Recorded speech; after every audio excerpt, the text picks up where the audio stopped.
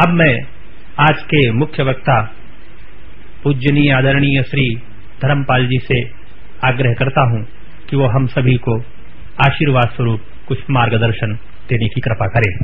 अब शर्मा जी को सुनने के बाद तो मेरी कुछ कहने की हिम्मत नहीं होती।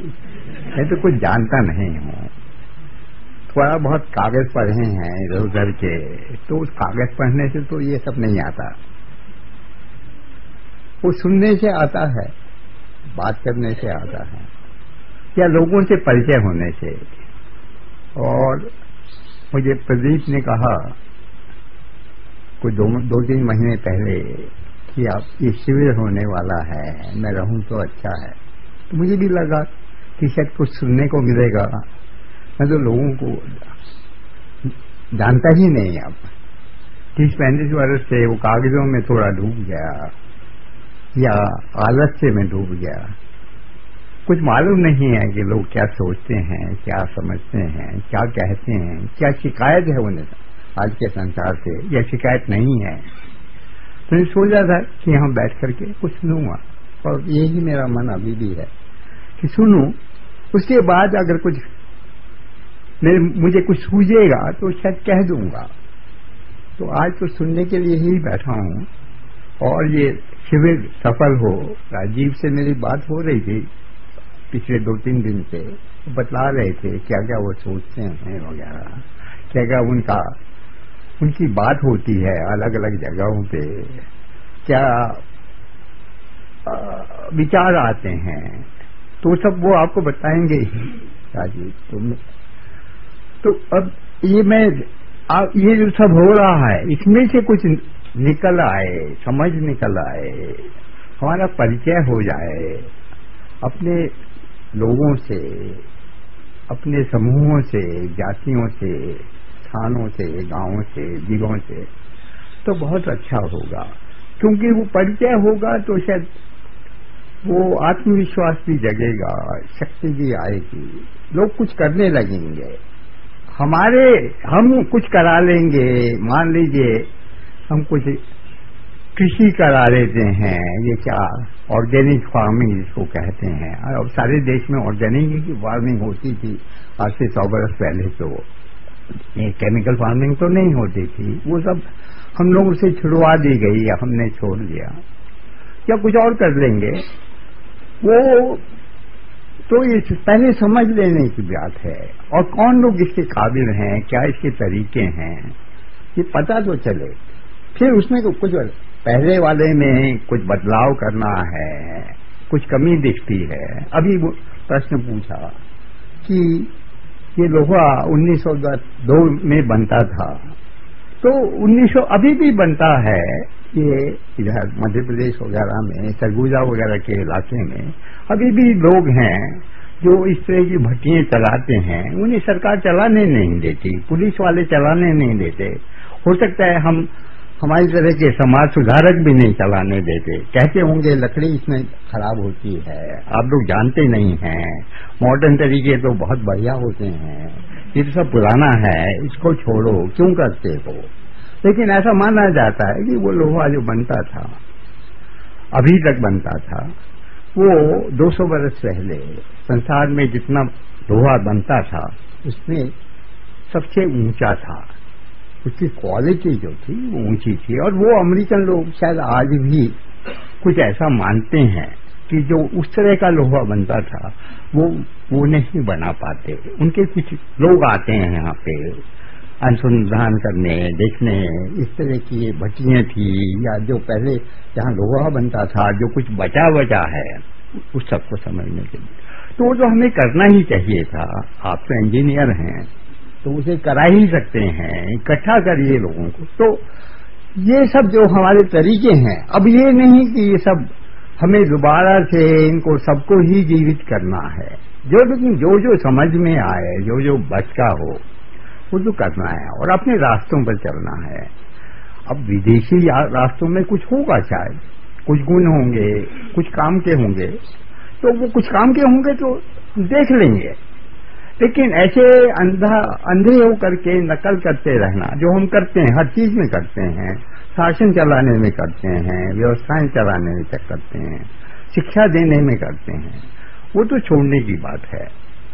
और वो ये आप लोग जो हैं और आप लोगों के साथ जो हजारों और लोग होंगे वो छुड़वा सकें, बदलवा सकें अपने अपने इलाकों में। सारे देश में एक साथ नहीं होगा शायद, जहां जहां भी हो सकता हो। राजीव कहते हैं कर्नाटक में बहुत हिम्मत दिखती है, शक्ति है, समझ है, तो वहां के साधारण मजदूर भी आप लोग जो काम कर रहे हैं उसमें उनकी दिलचस्पी है, तो ऐसा मुझे बता रहे थे। तो अगर है तो ये तो बहुत ऊंची बात है और इसे जगाना चाहिए, तो वो हम करें तो अच्छा है। मैं तो यहाँ सुनने के लिए बैठा हूँ, लेकिन ये आप शिविर में ये सब बातें हो सकें, जितनी भी हो सकती हों और कुछ निर्णय हो सकें तो बहुत ही अच्छा होगा। धन्यवाद। धन्यवाद आदरणीय पूजनीय धर्मपाल जी।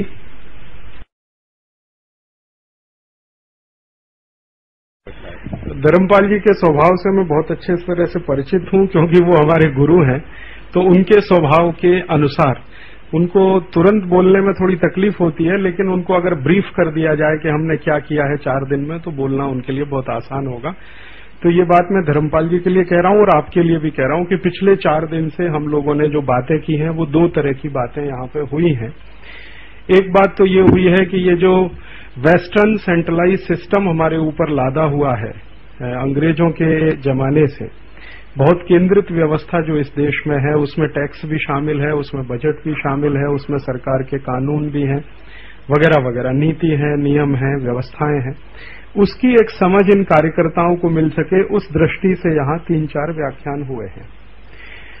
ये जो वेस्ट का मॉडल है इकोनॉमी का, और जो उनके कॉन्सेप्ट हैं कि अर्थव्यवस्था क्या होती है और कैसे चलाते हैं, पूंजी का उसमें क्या महत्व है, वगैरह वगैरह। फिर टेक्नोलॉजी की बात है, वो भी उसमें लाने की कोशिश की गई है। दूसरी तरफ इन्हीं 4 दिनों में एक और बड़ा काम हुआ है, वो रविंद्र शर्मा जी करके गए हैं कि अपना जो भारतीय मॉडल है वो कैसा रहा है। एक तो वेस्ट का मॉडल है जो हमने ले लिया है या हमारे ऊपर थोप दिया गया, उसमें इकोनॉमी क्या है, उसमें टेक्नोलॉजी कैसी है, उसमें व्यवस्थाएं कैसी हैं, उसमें नीति नियम कैसे हैं, वो है। दूसरा हमारा अपना क्या रहा है, भारतीय तंत्र कैसा रहा है, हमारी इकोनॉमी कैसी रही है, हमारा पूरा मार्केटिंग सिस्टम कैसे चलता रहा है, जातियों की क्या भूमिका रही है, समूहों की क्या भूमिका उसमें रही है। तो पिछले 4 दिन में लगभग ये 2 तरह की बातें यहाँ पे हुई हैं और ये कोशिश ये की गई है कि ये जो जितने हम सब कार्यकर्ता सहयोगी बैठे हैं उनकी एक समझ बन सके दोनों के बारे में। एक तो हम जो चला रहे हैं वर्तमान में जो वेस्टर्न इंपोर्टेड सेंट्रलाइज सिस्टम, उसके बारे में कुछ समझ बन सके कि ये कैसा है, और दूसरा हमें जो भारत के बारे में बात करनी है या चलाना है उसके बारे में भी एक समझ बन सके। तो ये समझ बनाने की कोशिश में 2 तरह की बातें अभी तक यहाँ बार बार उभर के आई हैं। ज्यादातर उन्हीं दोनों तरह की बातों के लिए उदाहरण सबके सामने रखे गए हैं और ज्यादातर लोगों के मन में जो इन बातों को लेकर तरह तरह की शंकाएं हैं उनका निवारण करने की कोशिश की गई है। पिछले 4-5 दिनों में ये सब हुआ है। अब आप उसको ध्यान में रखते हुए यहाँ जो भी कहेंगे वो मुझे ऐसा लगता है कि आप ये दोनों ही बात कहें तो शायद इनको और अच्छा होगा कि ये जो वेस्टर्न सिस्टम है थोड़ा उसकी समझ और बन सके और हमें भारत में करना क्या है इससे बाहर निकल के उसकी भी कोई बेहतर समझ बन सके। मित्रों, आप तो बहुत सारी बातें कर ही चुके हैं और रविंद्र शर्मा जी को उस दिन दोपहर को तो मैंने भी सुना था, तो उससे अधिक तो कुछ कहने का होता नहीं है। मेरे ख्याल से वो तो सभी बातें कह चुके हैं। उस पर सोचने की बात है, उसमें वो कैसे होता था, कैसे चलता था, और दूसरे लोग बोल चुके हैं और लोगों और आप ये राजीव तो आपको बतलाते ही रहते होंगे कि जो भी इनका सोच आता होगा। क्या ये ठीक बैठ नहीं रहा? आवाज नहीं आ रही क्या? अच्छा,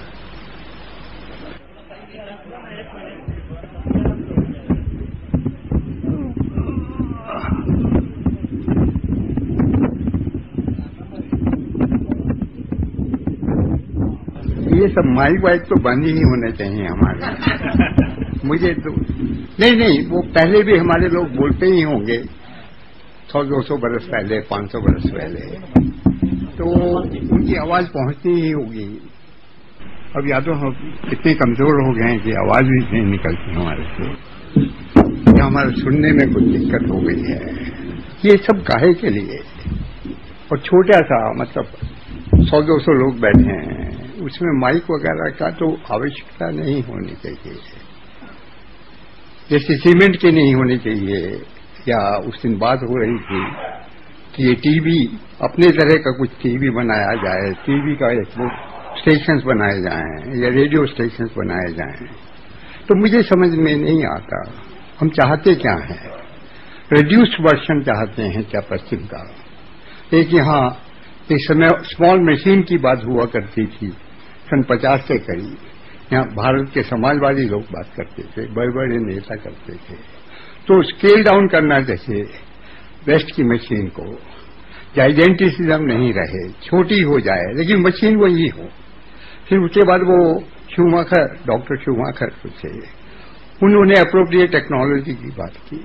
तो ये कि वेस्ट में जो पहले होता था, क्या शुरुआत में होता था मॉडर्निज्म से, उसी को स्केल डाउन करके हिंदुस्तान में फैलाया जाए या अफ्रीका में फैलाया जाए।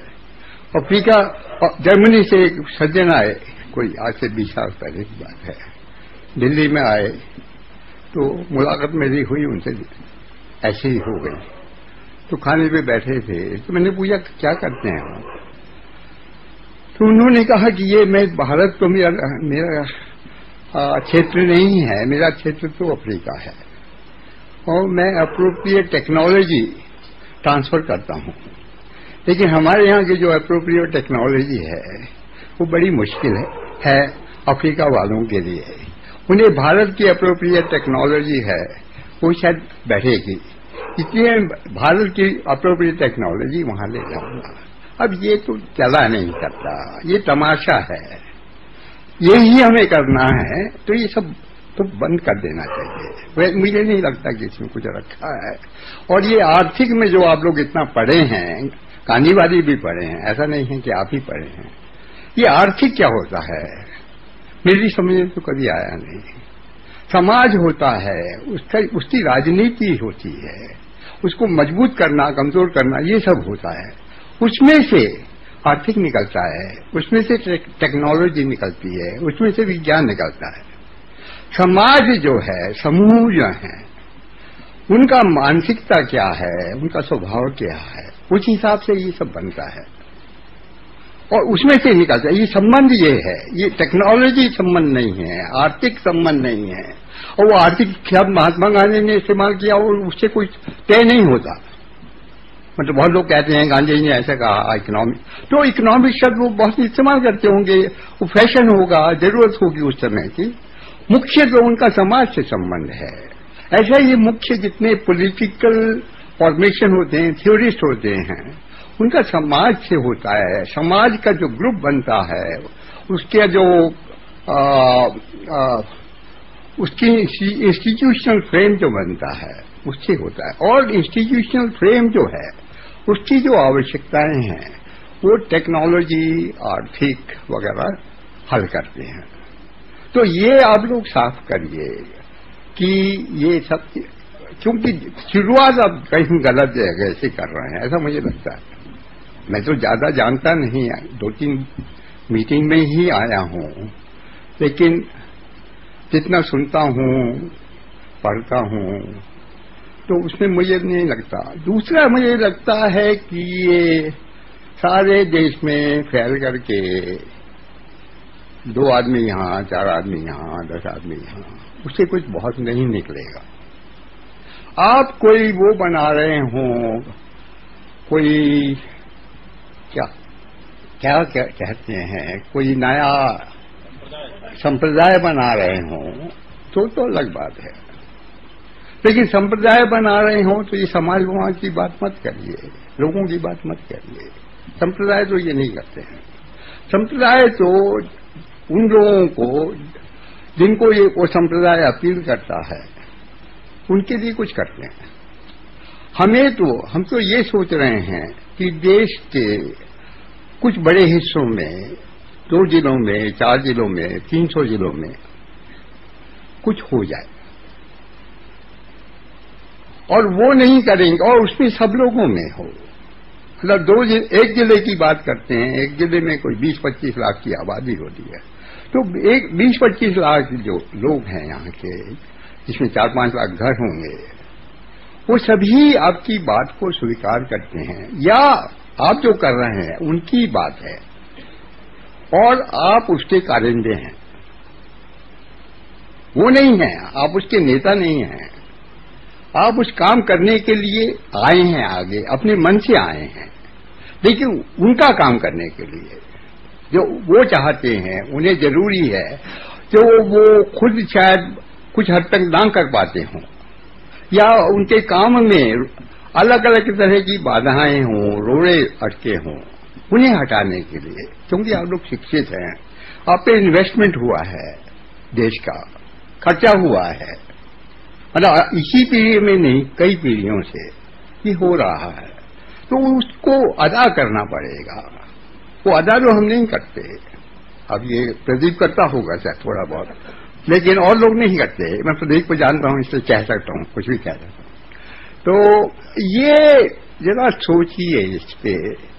और 2-4 जिले, मतलब देश में 4-6 जगह 10 जगह जहां भी संभव होता हो, सब जगह संभव नहीं होगा शायद, लोग बटे हुए हैं, बहुत कुछ दुर्घटनाएं हुई हैं देश में, पिछले 50 साल में काफी ज्यादा हुई हैं, और लेकिन अंग्रेजों ने तोड़ा है देश को, और अंग्रेजों की जगह हम उस शासन को करते इंग्लैंड में जाके या यूरोप में जाके या बुश के देशों में जाकर के, तो हम भी शायद यही करते। ऐसा नहीं है कि हम कोई बहुत बढ़िया निकलते, ये होता है इस समय। ये दूसरों का शासन जो है वो समाप्त करता है प्रजा को, देशों को, इकोलॉजी को।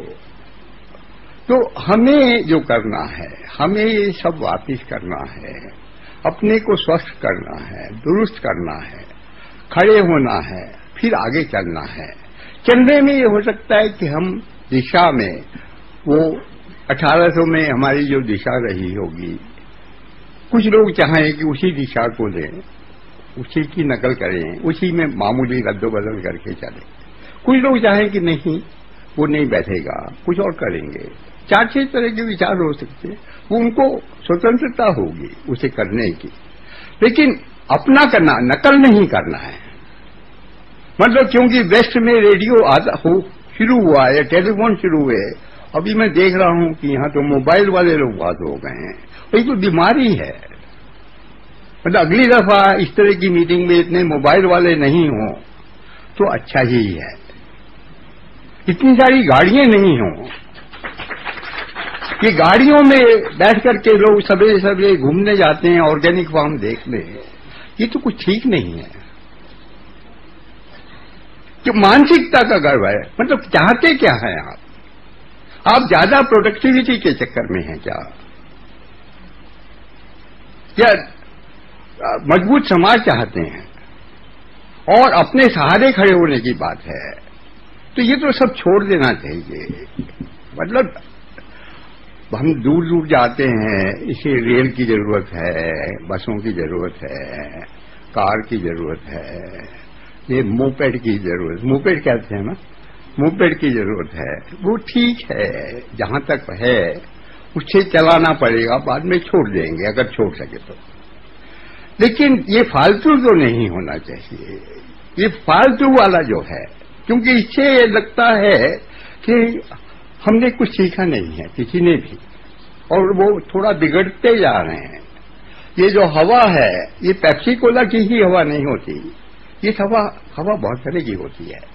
अब ये प्रदीप वगैरह चिल्लाते रहते हैं पेप्सी कोला, कोका कोला, और वो कौन सा, वो कोलगेट और फलाना फलाना, और वो साबुन यहाँ का।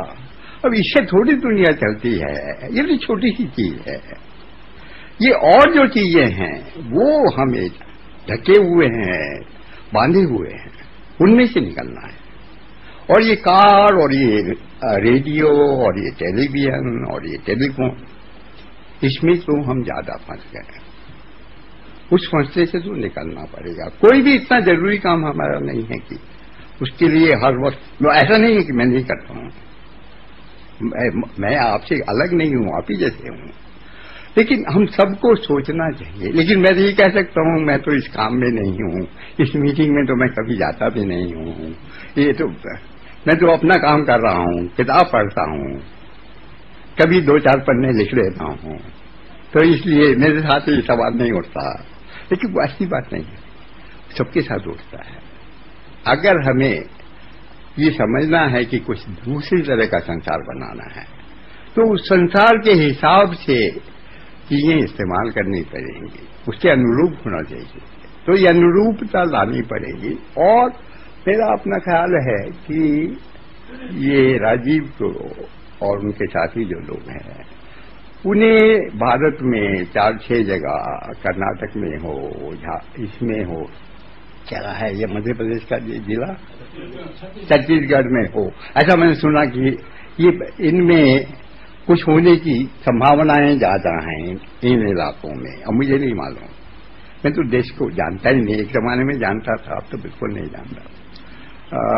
वहां संभावनाएं ज्यादा हैं, और जगह भी हो सकती हैं, राजस्थान में हो सकती हैं, शायद ये जो मेरा प्रदेश है जिसे मरा माना जाता है, उत्तर प्रदेश, इनका भी है, उसमें भी इसे संभावना हो। ऐसा नहीं है कि वो 60-65 जिले हैं सभी रद्दी होंगे, 2-4 तो अच्छे होंगे उसमें भी, उनमें भी कुछ दम होगा।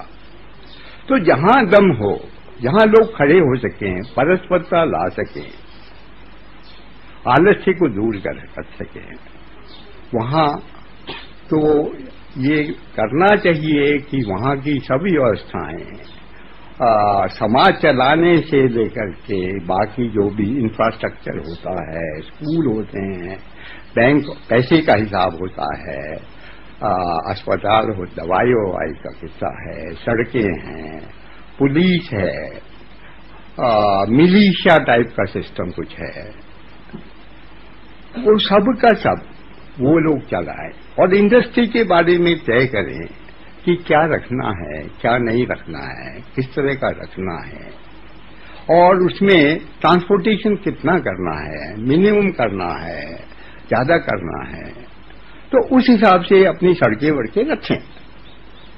ये नहीं कि 50-50, 100-100 फुट चौड़ी सड़कें बन रही हैं, जो कि पिछले 10-12 साल से बन रही हैं। वैसे ये अमेरिका में शुरू हुआ था 1950 में, वहां रेल लॉबी में और रोड लॉबी में झगड़ा हुआ, और उसने रोड लॉबी जीती। और रोड लॉबी का मतलब कार और बसें, ये सब, तो इनका वो था, जोर था।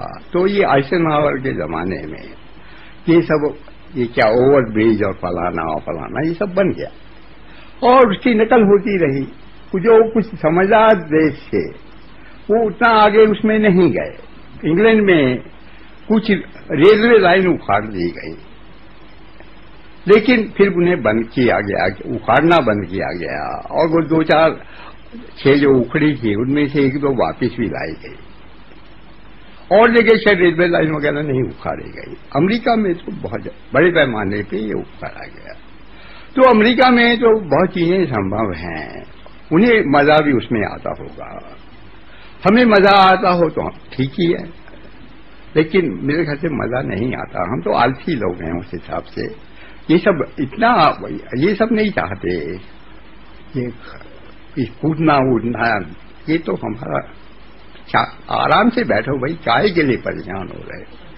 तो वो वेस्ट में ऐसा माना जाता है कि वेस्ट में टेंशन नहीं रहे तो वेस्ट जिंदा नहीं रहेगा, उसके स्वभाव के अनुकूल है टेंशन होना। तो ये सब सोच लेना चाहिए। और मेरा अभी भी दरखास्त है कि आप लोग 4-6-8 जगह जम करके काम करिए, 2-4-6 हजार लोगों को इकट्ठा करिए वहीं पर, और वो फैलाइए। ये नहीं कि ठीक है तुम हमारे से मेल नहीं खाते, तुम्हारे से हमें कुछ लेना देना, सबका आपसे मेल होना चाहिए। जो भी विचार बने, जो भी वो इंस्टीट्यूशन बनाए, कुछ भी करें, प्रोडक्शन करें, उसमें सबकी सहमति जैसे तो होना ही चाहिए। और सहमति नहीं होगी, और सहमति होने में समय लग सकता है, लेकिन कराइए। और यहीं के लोग हैं, कहीं बाहर के तो नहीं आए हैं। मतलब मैं तो विदेशी भी हो सकता हूं, लेकिन भारत के लोग तो विदेशी नहीं हैं, यहीं के हैं।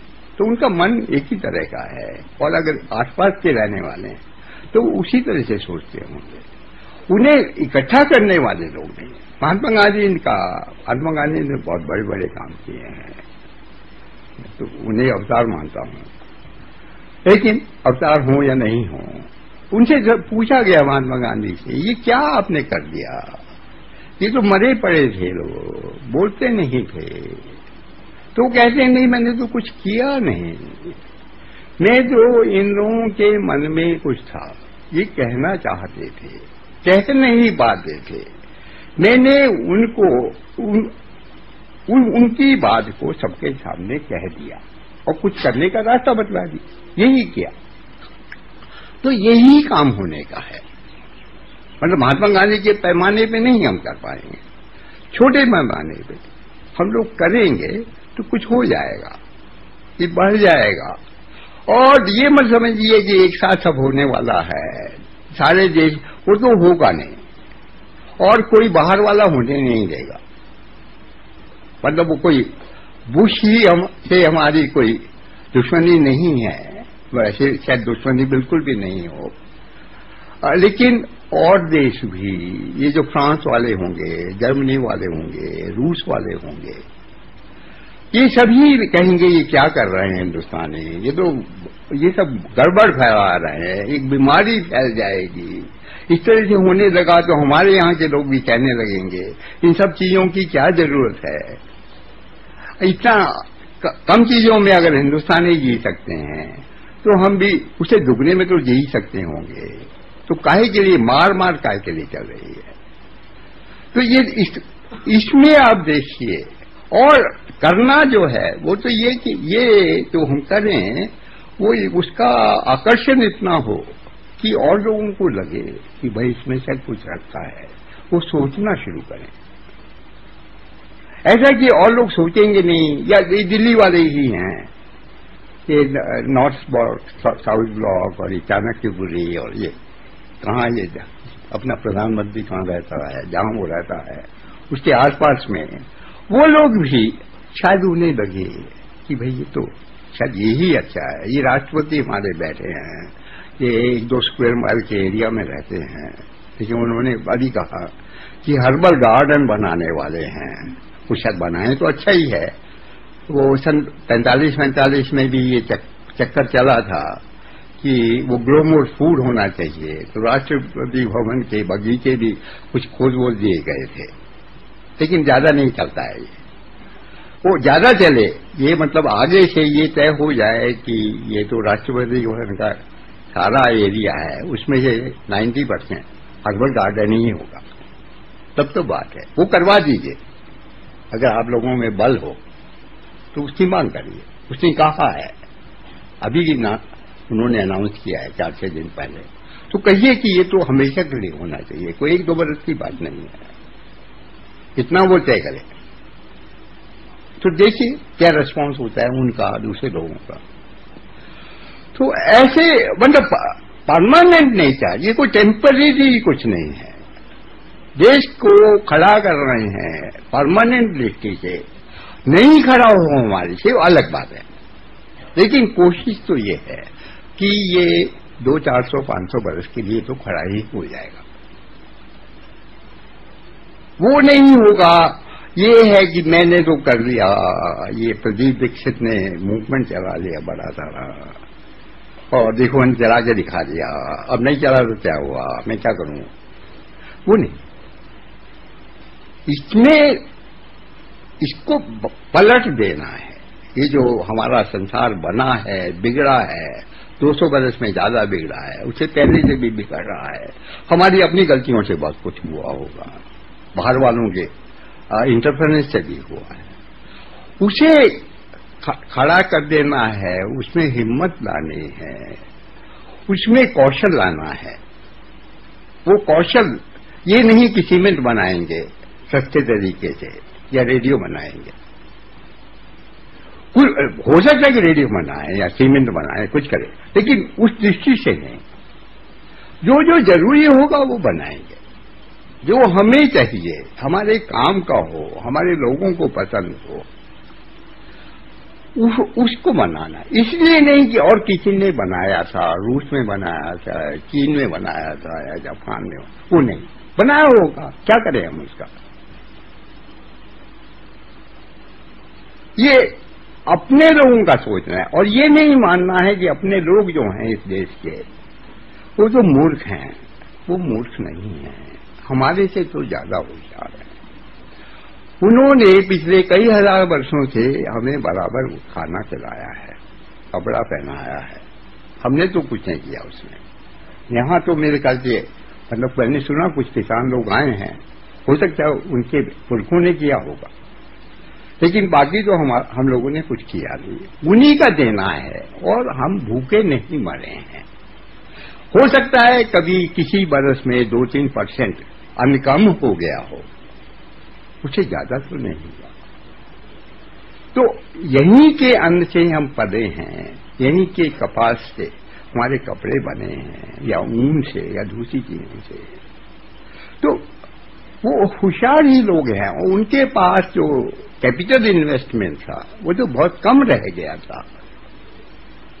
मतलब 1800 में अगर उनके पास इन्वेस्टमेंट 1000 रुपए का रहा होगा तो मेरे ख्याल से ये 1930 में वो 100-150 रह गया होगा,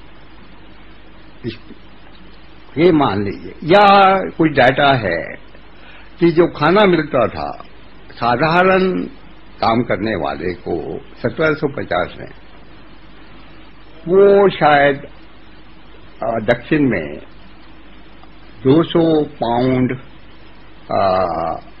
पैडी का एक महीने में मिलता था और 1850 में वो 120 पाउंड रह गया, मतलब घटता चला गया।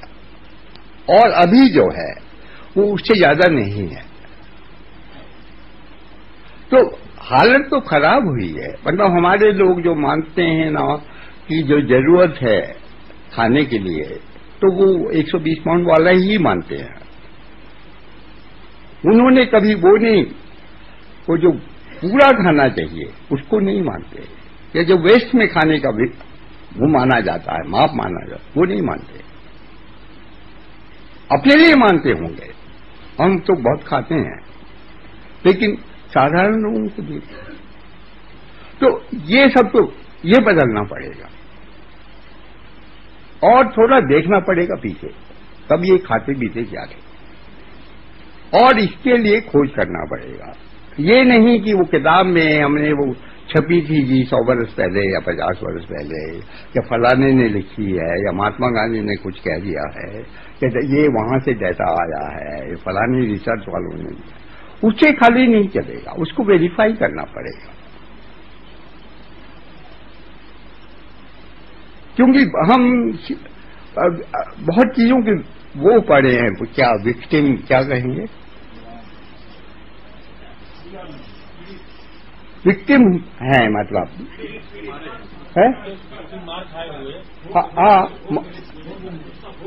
हाँ, तो उसमें वो नहीं बैठेगा। तो अपने लोगों को थोड़ा दूसरी दृष्टि से देखिए, हेल्पलेस मत मानिए उन्हें थोड़ा मदद चाहिए। मॉडर्निज्म को जानते नहीं हैं, उनका मॉडर्निज्म की जो रुकावटें हैं उनको वो हटाना नहीं जानते। उन्हें हटाने में पढ़े लिखे लोगों का कुछ काम हो सकता है। लॉ के प्रॉब्लम्स होंगे, इतने सारे लॉज बने हैं, मतलब कितने होंगे, 2-4 हजार लॉज होंगे हिंदुस्तान में, तो वो फालतू हैं। उनकी जगह शायद 20-50 लॉज से चल सकता होगा। वो अंग्रेज बनाते चले गए, वो बनाया, एक रेगुलेशन बनाया, दूसरा रेगुलेशन बनाया, तीसरा रेगुलेशन, ऐसे ही बनते। उसके बाद हमने उनमें और जोड़ दिया, और उन्होंने जो बनाया था उसमें से तकरीबन कुछ नहीं घटाया। और ये जो हमारी लोकसभा है और हमारी ये विधानसभा है, उनका तो और कुछ काम ही नहीं है। लॉ बनाते रहना, काहे के लिए? ड्राफ्ट कौन करता है? ड्राफ्ट उनके अफसर करते हैं, वो तो ड्राफ्ट नहीं करते, उन्हें करना भी नहीं आता। और अफसर जैसे हैं वे आप जानते ही हैं, और उनकी कितना भी शिक्षा दीक्षा ट्रेनिंग ओरिएंटेशन वो सब तो अंग्रेजी हिसाब से है ना। या आज अमेरिका घुमाते होंगे 2-4 महीने, या फ्रांस घुमाते होंगे, या इटली घुमाते होंगे, तो वहां से कुछ थोड़ा कबाड़ इकट्ठा करके ले आते होंगे, जो हम करते रहते हैं, तो उसमें नहीं बैठेगा। तो इन लोगों से कहिए, अब वो ये रविंद्र शर्मा जो कह रहे थे, रविंद्र शर्मा बहुत होशियार आदमी हैं, पढ़े लिखे भी हैं, लेकिन जो बात कर रहे थे वो तो यहां के लोगों की बात कर रहे थे, उनकी कैपेसिटीज बतला रहे थे। वो कहानीकार अच्छे हो सकते हैं, लेकिन वो कोई अपना कौशल नहीं बतला रहे थे, यहां के लोगों का कौशल बतला रहे थे। ये समझने की जरूरत है। तो उस कौशल का एक आदर जब तक नहीं होगा तब तक हमारे लोग नहीं खड़ेंगे होंगे, और जब तक वो खड़े नहीं होंगे तब तक कुछ बहुत बन नहीं पाएगा, ऐसा मुझे लगता है। ठीक है, आप लोग मुझे क्षमा करिए, मैंने फालतू बातें बहुत कही हैं। तो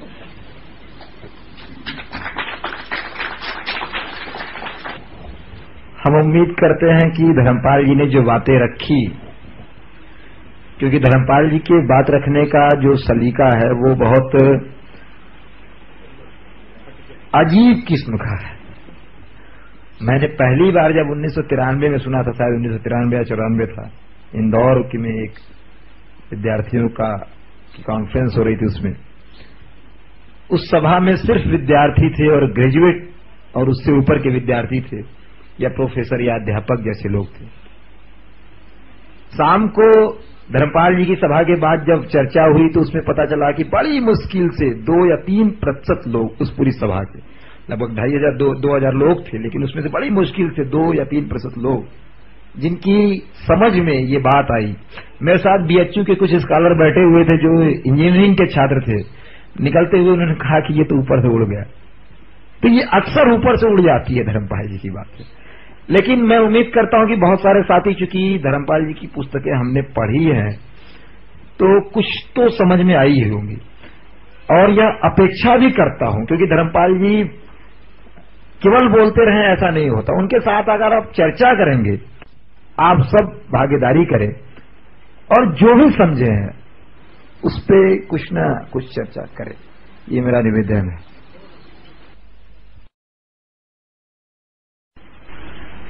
मुझे प्रश्न ये आ रहा है मन में कि लोगों की इच्छा को समझने का प्रयास किस तरह से किया जाए। वो उसमें तो कोई दिक्कत नहीं होनी चाहिए। हम एक ही भाषा बोलते हैं, एक ही तरह के स्थानों में रहते हैं, इतना अलगाव तो नहीं हो गया होगा कि उनकी क्या इच्छा है ये हमें समझ में नहीं आती होगी। हम पढ़े लिखे हो गए हैं, हमने वेस्टर्न थ्योरी को पढ़ लिया है, कुछ कर लिया है, वेस्टर्न रहन सहन हो गया है, कलर टेलीविजन पे बैठ गए हैं, मोबाइल जेब में पड़ा रहता है, ये सब तो हो सकता है, लेकिन उससे तो कोई ये कि हम उन्हें समझते नहीं हो, ये तो नहीं है। ये होगा कि हम उन्हें कंटेम्प्ट से देखते हैं, उनका सम्मान नहीं करते, कि इन्हें क्या आता होगा, ये तो पढ़े भी नहीं, हम तो इतने 15 साल पढ़े, 18 साल पढ़े, या हम अमेरिका हो गया है या कहीं और हो गया है, और ये तो कहीं भी नहीं गए, ये तो 10 मील दूर भी नहीं गए होंगे, वो सब हो सकता है। लेकिन हम उनकी बात नहीं समझते हों यहां रहते हुए, ये हो कि 20 साल हम बाहर रह आए हैं इसलिए हमें समझ में नहीं आता, वो हो सकता है। लेकिन जो यहीं है, चाहे शहर में रहते हों, मान लो राजकोट में रहते हों या सूरत में रहते हों या अहमदाबाद में रहते हों, तो आसपास के जो लोग हैं पड़ोस में, और पड़ोस में खाली पैसे वाले ही नहीं रहते, गरीब लोग भी रहते हैं ना, और गरीब लोग घरों में काम करते हैं, ये सब होता है, तो उनको उनकी बात समझ में नहीं आती, ये तो नहीं है, बात तो समझ में आती है।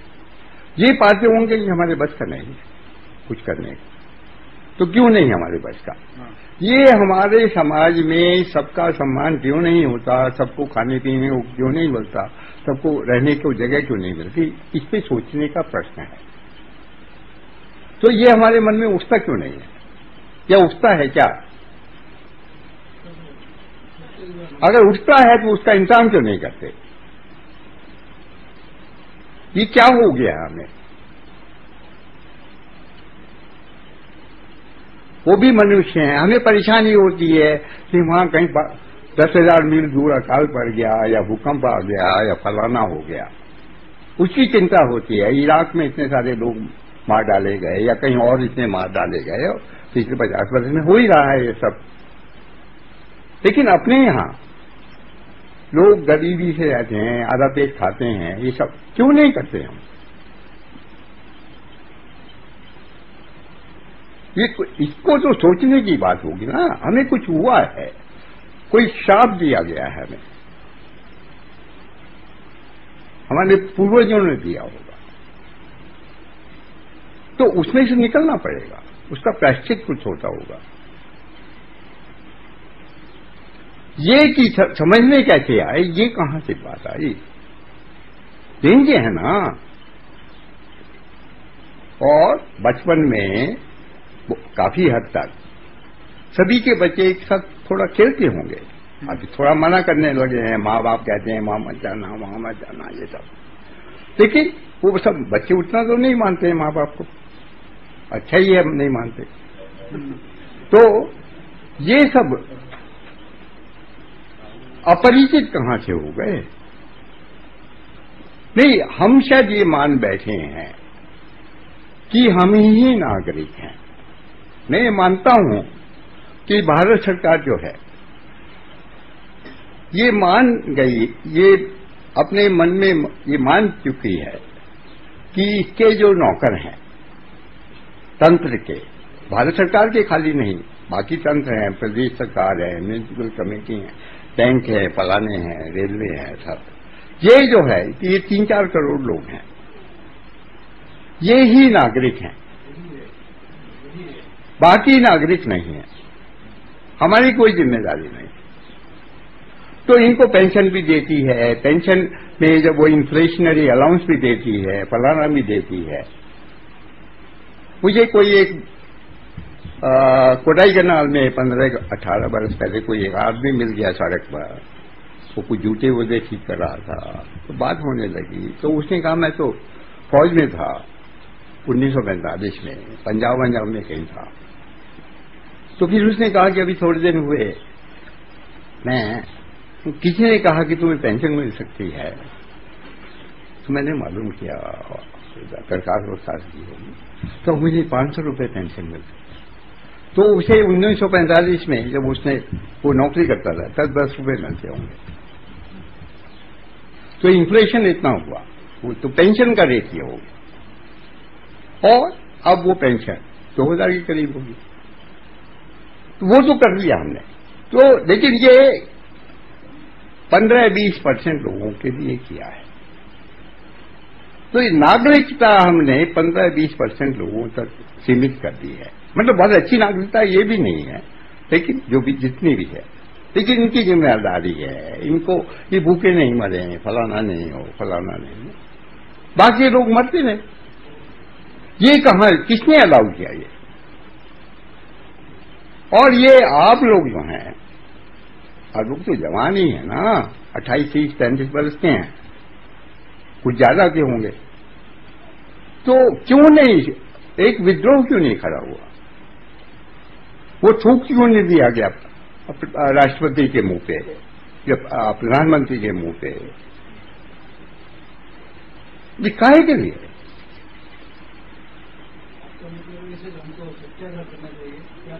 बिल्कुल करना चाहिए, कंटिन्यूअस सत्याग्रह करना चाहिए। और तो सत्याग्रह के प्रदेश से आए हैं, आपको तो करना ही चाहिए था, आप लोगों ने नहीं सोचा। फिर मुझे विचित्र लगता है, मतलब मैं तो कमजोर आदमी हूं, कुछ आगा जाता नहीं है, कुछ किताबों का कीड़ा हो गया हूं, तो मैं अपने लिए तो बहाना ढूंढ सकता हूं, आप लोग तो बहाना भी नहीं ढूंढ सकते। मतलब आप विदेशी नहीं हुए हैं, मैं कुछ विदेशी हो गया हूं। आपकी बात से मैं ऐसा समझता हूं कि आप ये चाहते हैं कि हमको लोगों के पास जाना चाहिए, गरीब लोगों के पास जाना चाहिए, और गरीब लोगों की इच्छा क्या है वो समझना चाहिए, और वो जो चाहते हैं उसकी दिशा में हमको काम करना चाहिए, ऐसा आपका कहना है? नहीं, उस तरह से बदल दीजिए। ये तंत्र व्यवस्थाएं जितनी हैं, जिसमें वो आराम से हमारी तरह से जिंदा रह सके, हमारी जितनी उनकी आमदनी में चाहे ना हो, वो होती रहेगी बाद में। फिलहाल जो साधारण जीवन है, वो साधारण जीवन वो जी सके, बहुत परेशान हुए बगैर। आज परिस्थिति ऐसी है कि हमारे बीच और आम जनता के बीच, एकदम गरीब लोगों के बीच काफी अंतर हो गया है। ये बात सही है, चाहे वो नौकरी करते हैं हम, या कोई धंधा करते हैं, या अपना खुद का कुछ काम चलाते हैं, फिर भी ये बात तो सही है कि एकदम गरीब लोगों के साथ हमारा नाता इतना अच्छा नहीं रहा है। लेकिन अगर हम एकदम गरीब लोगों के पास जाते हैं तो उसकी क्या तकलीफ है उसको समझ में आता है। समझो कि मैं एक दफा जा रहा था, उसमें एकदम गरीब लोग के पास गया कि भाई ये क्या करते हैं, तो समझ में आया कि वे भैंस रखते हैं और दूध बेचते हैं शहर में, और शहर के बाहर पड़े रहते हैं।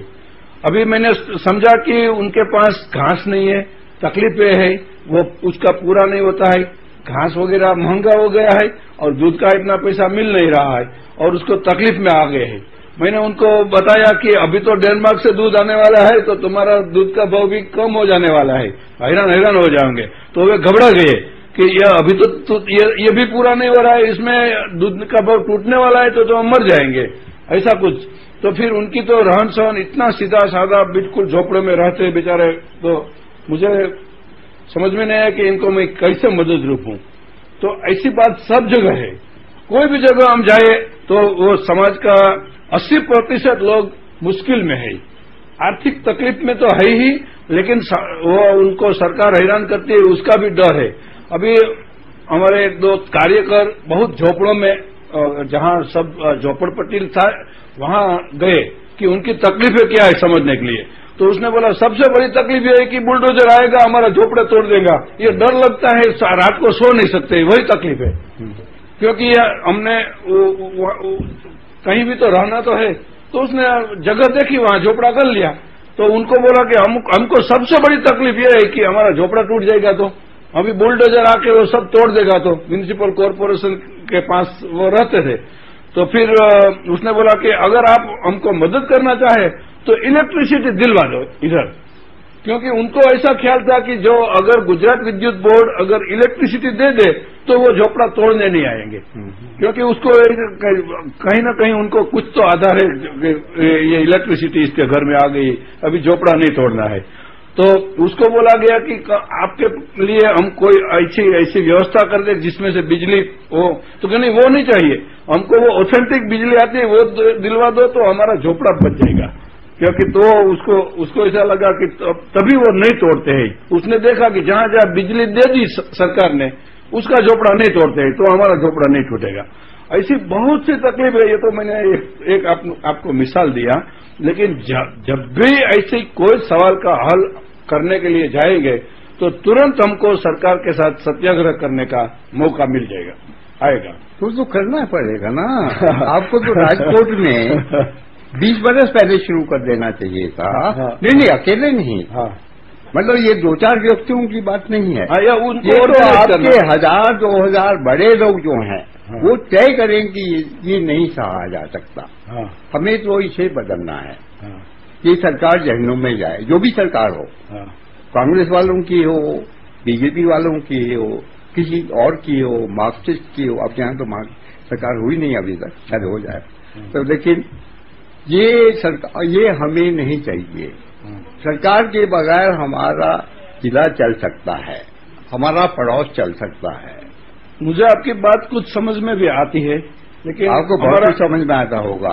आप समझ में आती है, लेकिन हिम्मत इतनी नहीं चलती। हाँ। और राजीव भाई के साथ कभी बात करते हैं तो राजीव भाई सब बोलते हैं कि आपकी कोई ताकत नहीं है, हम नहीं कर सकते, क्योंकि संगठन हमारे पास इतना बड़ा नहीं है। तो नहीं, वो देशव्यापी संगठन मत बनाइए। हाँ, नहीं ये तो मैं समझा। कुछ इलाकों में बनाइए। बोलते हैं कि आप सरकार हैरान कर देगी, हम मर जाएंगे। फिर हमको वो बात समझ में आ जाती है कि सच्ची बात है कि सरकार हमको हैरान करेगी, और हम सरकार आपकी सरकार को हैरान क्यों नहीं कर सकते? इतनी हमारी ताकत नहीं बनी है ना। नहीं हाँ। लोग आपके साथ होंगे। अगर 1 या 2 जिले के लोग आपके साथ हैं तो ये सरकार हैरान नहीं होगी। अंग्रेज अरे अंग्रेज हैरान हो जाते थे, ये हैरान नहीं होंगे। इनमें ज्यादा दम है क्या? कोई भी हो, वो नरसिंह राव की सरकार हो या इसकी सरकार हो, अटल बिहारी वाजपेयी की हो, या कल इनकी आ जाए, अडवाणी जी की आ जाए, या और किसी की आ जाए, वो हैरान नहीं होंगे। इनमें ताकत ज्यादा है, मनोबल ज्यादा है। क्या मानते हैं? कुछ भी नहीं है, लेकिन सत्ता ज्यादा है। धक्का दीजिए। अरे धक्का दीजिए, ठोकर मारिए तो हो जाएगा। नहीं क्यों नहीं होगा? नहीं, मुझे नहीं ये समझ में आता कि क्यों नहीं इकट्ठे होंगे तो क्यों नहीं होगा। हाँ ठीक है, अकेले नहीं होगा। हाँ अकेले नहीं होगा, लेकिन समाज जागेगा तो होगा। और उसमें से ये जो सरकारी तंत्र है उसके आधे लोग आपके साथ आ जाएंगे। उनका लोकल पेट्रियोटिज्म जगेगा। सब बिके नहीं है। आप ये माने कि बिक गए हैं या ऐश्वर्य में पड़ गए हैं, ऐसा सबके साथ नहीं है। लेकिन एक बात तो सही है कि जो अगर ऐसा काम हम करना चाहे तो हमको जेल में जाने की और मिलकत गंवाने की तैयारी रखना पड़ेगा। अब ये तो आप सोचिए, आप तो जेल में वाले ज्यादा हैं ना। मैं तो 2 दिन के लिए ही, 2 महीने के लिए ही थाने में रखा गया था, तो ज्यादा नहीं। मैं प्रश्न पूछ रहा हूँ, मैं कुछ कह नहीं रहा हूँ। अरे आप प्रश्न मत पूछिए। आप नहीं, मैं ऐसे ही बाहर लगता है मुझे। नहीं, मैं ये केवल अपने ही लिए नहीं पूछ रहा हूँ, आपसे तो मैं कभी भी अपने लिए पूछ सकता हूँ। हमारे सामान्य जन से हमारे प्रबुद्ध जन की जो मानसिक दूरी बढ़ गई, उनसे हमारा संवाद नहीं रह गया, उनके मन की बात हम नहीं जानते, जिनके प्रतिनिधि होने का दावा करते हैं उनको तो हम कतई नहीं जानते, या जिनके लिए काम करने की बात करते हैं उनको नहीं जानते। दिमाग पश्चिमी बन गया एक तरीके से। मैं थोड़ा सा ये जो जानना चाहता हूं, और बाकी के सब लोग भी मुझे लगता है जानना चाहते होंगे, कि ये पश्चिम का जो मानस है, जिसमें हम कुछ एक अंश हमारे दिमाग में आया है, ये पश्चिम का मानस पश्चिम में कैसे बना जो आजकल का है, और दूसरा उसका प्रभाव हमारे ऊपर धीरे धीरे इतना कैसे आया जिससे कि हम अपने जन सामान्य से कटते चले गए। इसके बारे में थोड़ा सा ऐतिहासिक परिप्रेक्ष्य अगर आप बता देंगे तो हम लोगों को शायद आज ज्यादा समझने में आसानी हो जाएगी। तो यूरोप का थोड़ा सा और थोड़ा हिंदुस्तान का जो ऐतिहासिक ये बिखराव आया है हम लोगों में यूरोप के कॉन्टेक्स्ट की वजह से, वो यूरोप के साथ के इतिहास से बता देंगे तो हमें बहुत अच्छा लगेगा और शायद सबको बात समझ में आ जाएगी। ये तो इतिहास वाले लोग यहाँ बैठे होंगे, आप लोगों ने पढ़ा होगा बहुत कुछ। नहीं, वो यूरोप का जो जितना मैं समझता हूँ और ज्यादा नहीं समझता, वो ये है कि यूरोप में 2-4 हजार बरस से जब से यूरोप के बारे में ज्यादा जाना जाता है, उनका जो पॉलिटिकल थ्योरी है, विचार है, ये दर्शन है, उसमें ये विजय करना बहुत ऊंची चीज है। और जो विजय पाता है, जो कुछ भी है जिसपे विजय पाता है, वो सब उसका निजी हो जाता है। लोग भी, जमीन भी, खाने भी, पहाड़ भी, नदियां भी वगैरह, उसका अधिकार हो जाता है। और फिर वो उसको अपने हिसाब से, वो कैसे उसका तंत्र होगा, कैसी व्यवस्थाएं होंगी, कैसे चलेगा, कौन लोग चलाएंगे, ये करता है। इंग्लैंड के बारे में ऐसा माना जाता है, मतलब वो लोग कहते हैं कि आज से कोई 950 बरस पहले वहां नॉर्मन करके एक कबीला आया, बड़ा कबीला है, 1 लाख 2 लाख लोग होंगे शायद, और वो इंग्लैंड में ही नहीं आया, वो सिसिली में भी गया, रूस में भी गया। कहीं नॉर्दर्न यूरोप के इलाके से आया है या सेंट्रल एशिया के भी से भी संबंध हो सकता है। तो वो आता है तो तब से वो conquest of England, Norman conquest of England कहा जाता है। वो आता है तो कानूनी तौर से, लॉ के हिसाब से, एक्चुअल नहीं, एक्चुअल तो समय लगता होगा।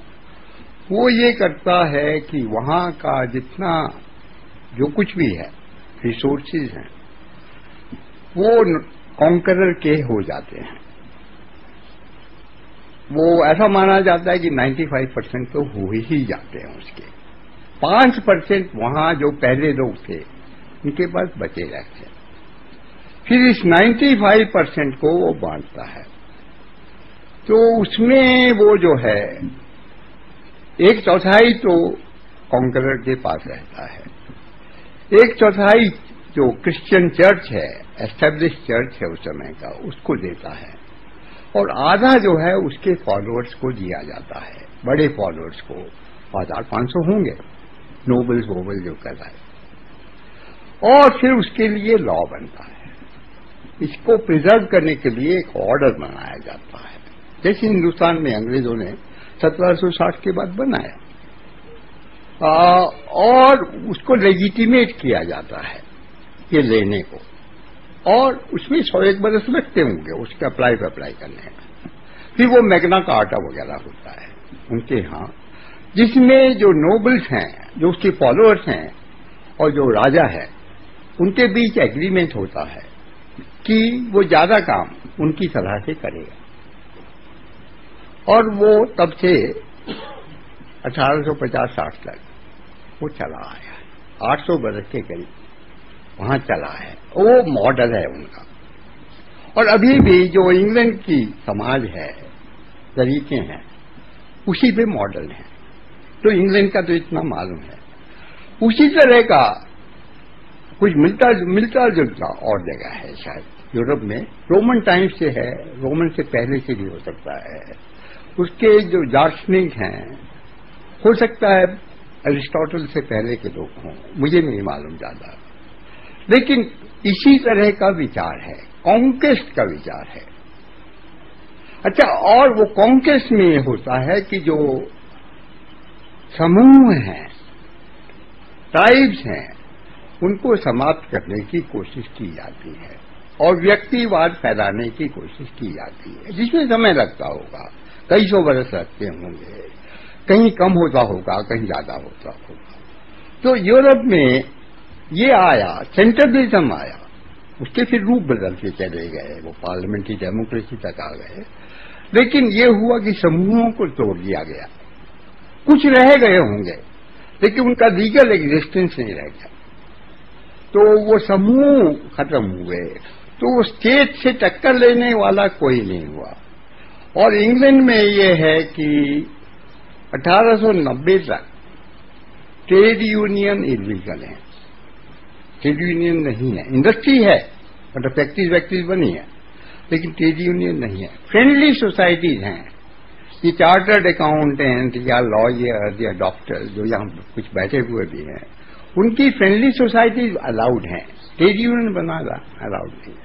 अच्छा, वो ट्रेड यूनियन के खिलाफ हैं, वो तो स्टेट से टक्कर हो जाएगी। तो ट्रेड यूनियन 1890 के करीब कुछ बात चलती होगी, उसमें बनने शुरू हो गए। उसी के बाद वो कुछ 1830 में इंग्लैंड में कुछ तय होता है कि जो फ्रेंचाइज है, जो मत देने का है, वो तब शायद 1830 के करीब पुरुषों में 21 वर्ष से ऊपर या 25 वर्ष से ऊपर कोई 10-12% लोगों को ये मत देने का हक है। तो तब ये वो रिफॉर्म एक्ट करके कुछ कहा जाता है, उसमें कुछ ऐसा कहा जाता है कि ये बढ़ाना पड़ेगा धीरे धीरे करके, और एक समय आएगा कि सबको ही मत हो जाएगा। तो वो 1918 के करीब सबको मत हो जाता है। उस बीच में मेरे ख्याल से जो जितना मैं समझता हूं, उनकी तैयारी होती है कि शासन की जो बागडोर है तंत्र की, वो एक परमानेंट सिस्टम की ओर सौंप दी जाए। तो वहां ये जो एडमिनिस्ट्रेटिव सिस्टम होता है, जिसको ब्यूरोक्रेसी भी कहते हैं, वो बनाया जाता है। 1860 के करीब ये बन जाता है। तो ये जितना व्यवस्थाओं को चलाने का काम है, उनके संबंध हैं, ये सब ये एडमिनिस्ट्रेटिव सिस्टम करने लगता है।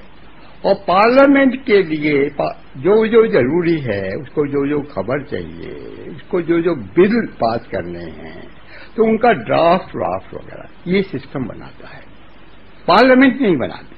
पार्लियामेंट उस पर चर्चा करती है, बात करती है, उसे नापसंद है, फेंक देती है, कहती दूसरा बनाओ, तीसरा बनाओ, चौथा बनाओ, लेकिन खुद बनाने का नहीं है।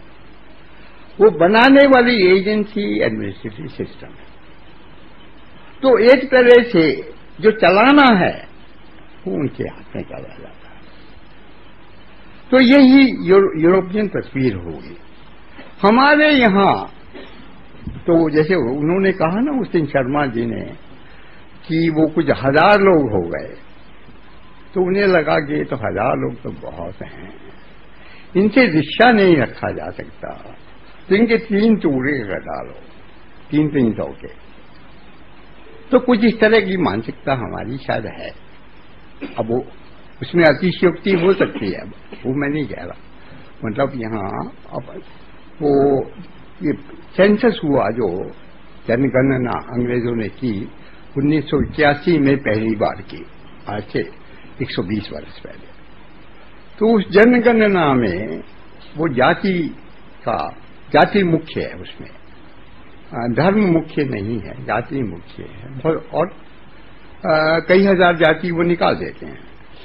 तो वो सब जाति एक सब कास्ट करके टर्म उन्होंने निकाला है। अब वो सब कास्ट क्या है नहीं मालूम, शायद कुल वगैरह की बात है। तो वो निकालते हैं कि पंजाब में जो जाट हैं, पंजाब माने पुराना पंजाब, जिसमें हरियाणा वगैरह पाकिस्तान सब आ जाएगा, उसमें 10,000 जाटों की सब जातियां भी हैं। तो वो सब जातियां हैं, तो उसमें किसी सब जाति में 500 ही जाट होंगे, किसी में 50,000 भी होंगे, लाख भी होंगे, ये सब होगा। तो इस तरह के ग्रुप चलते हैं। लेकिन ये जो 50,000 वाला ग्रुप होगा, उसके फिर और टुकड़े होंगे, डिविजन्स होंगे किसी न किसी तरह के। हम जो चलाते रहे कुछ इस तरह से चलाते रहे, और ये है कि ये जो कुछ गांधी जी की कल्पना के अनुकूल ही है काफी हद तक।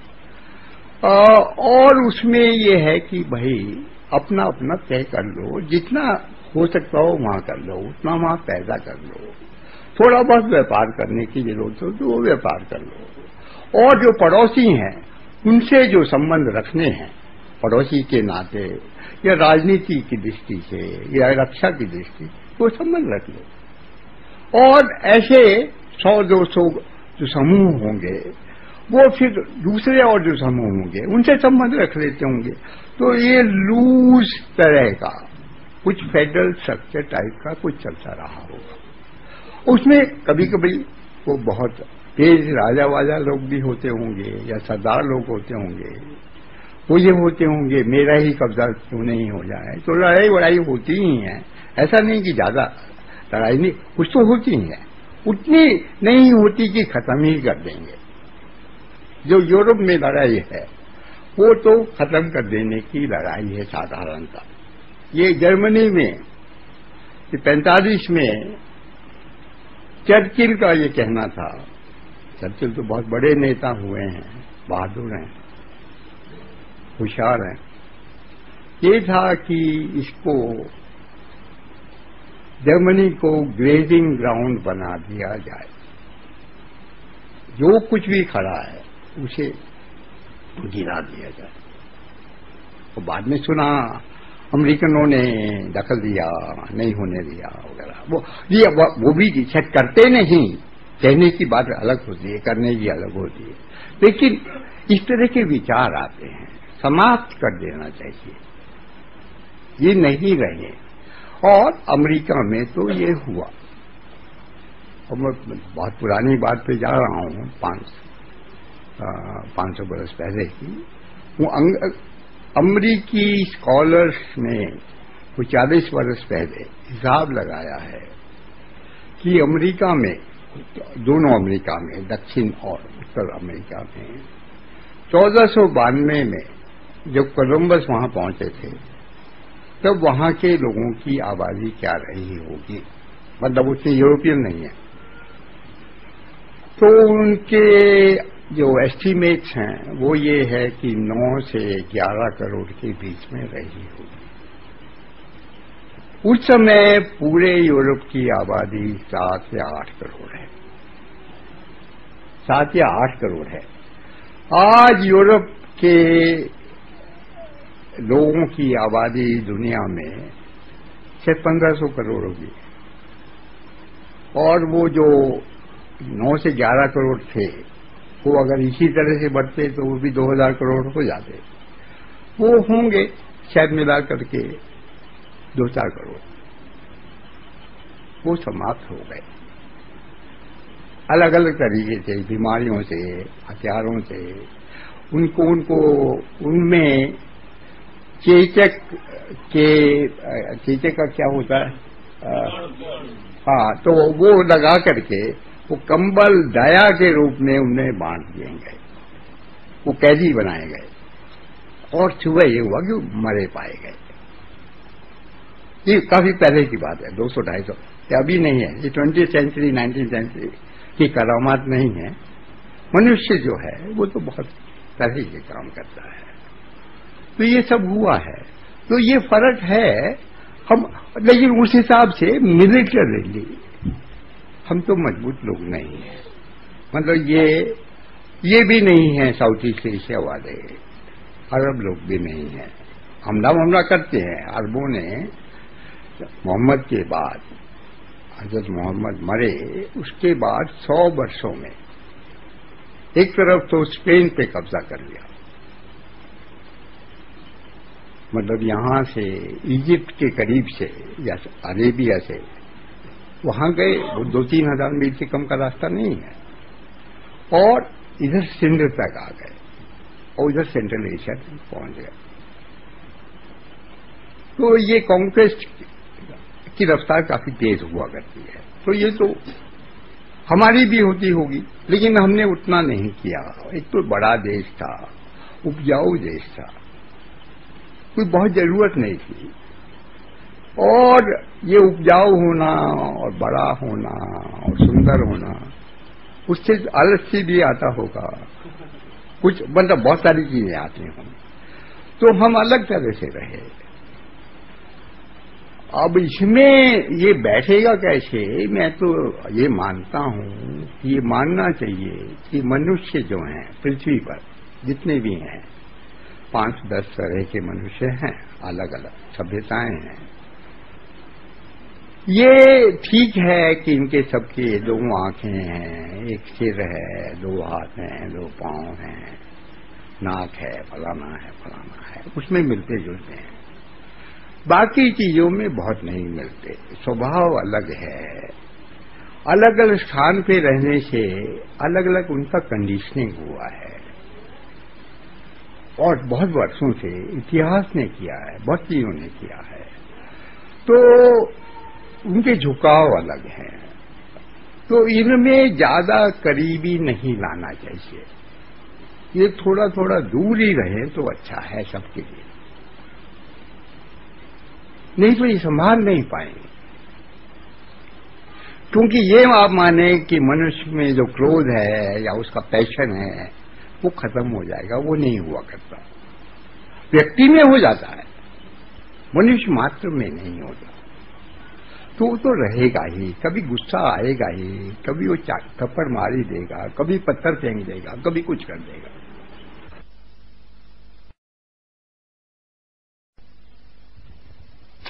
ये अच्छा था। ये जो डिस्टेंस कम हुआ है, इसमें ये जीवों के लिए, खाली मनुष्यों के लिए नहीं, थोड़ा खतरा पैदा हुआ है, और ये मनुष्य की ओर से। तो उसका तो रास्ते निकलते सकते होंगे। ऐसा नहीं कि इन जो चीजें खराब हो सकती हैं वो अच्छी भी हो सकती हैं। खाली कौशल चाहिए, समझ चाहिए, और तो कुछ नहीं ना।